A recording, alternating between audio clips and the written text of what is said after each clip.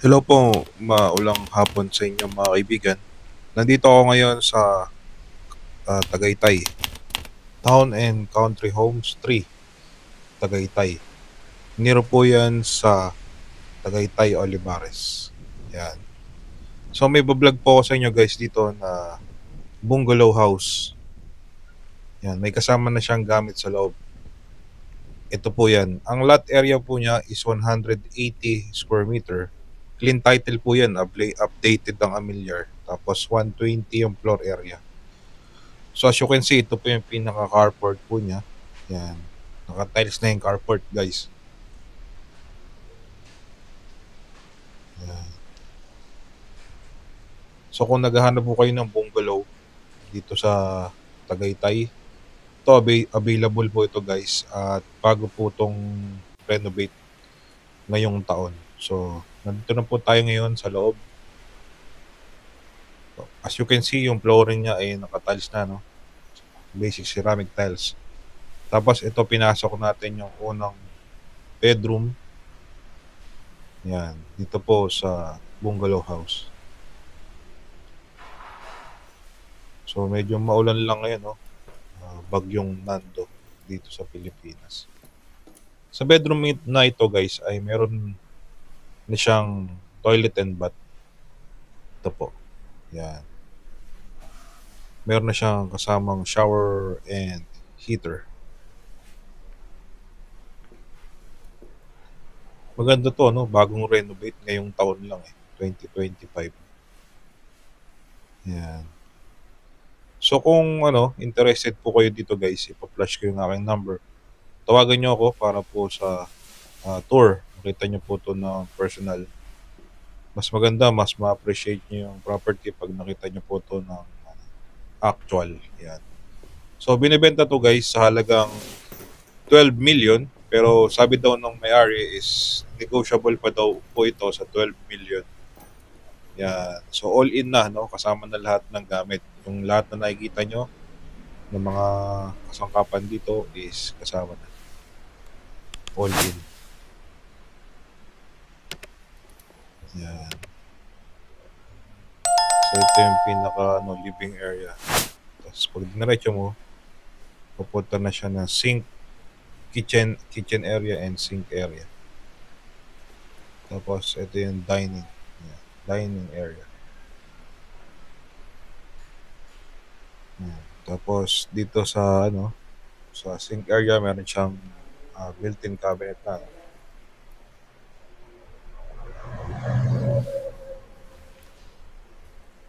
Ganda, no? Bagong gawa to bagong renovate. So dito may access siya sa going sa labas. Yan. May malaki pa siyang spasyo. Ayan. Malaki pa yung space niya.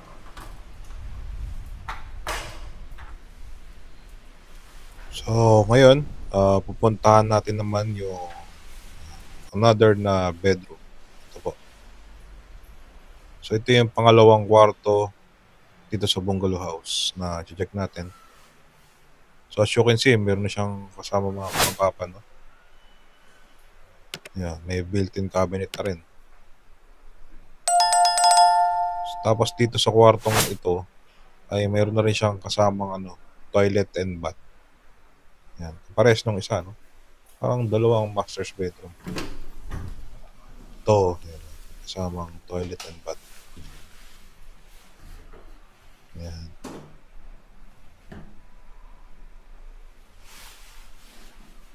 Yan, tapos meron na ring shower and heater.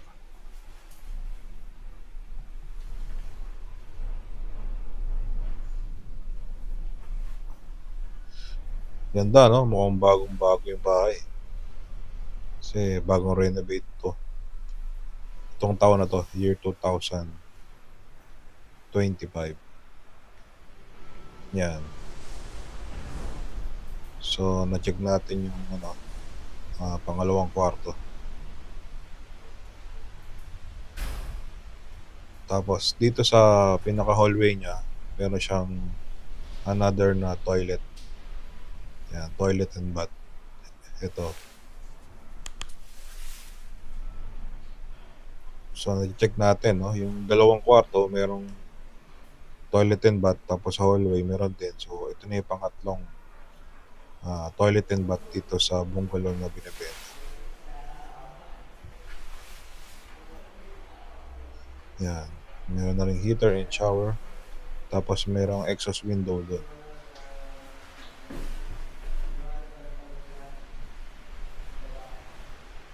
So ito yung pinaka pangatlong kwarto na, no, sa bungalow na ito.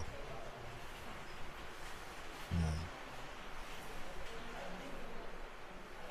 So kwartong ito, may kasama na siyang cabinet, built-in cabinet.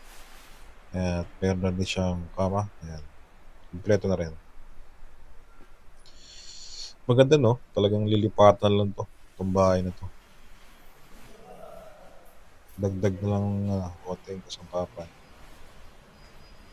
So, dito yung pinaka last na kwarto, no? Yan, ito.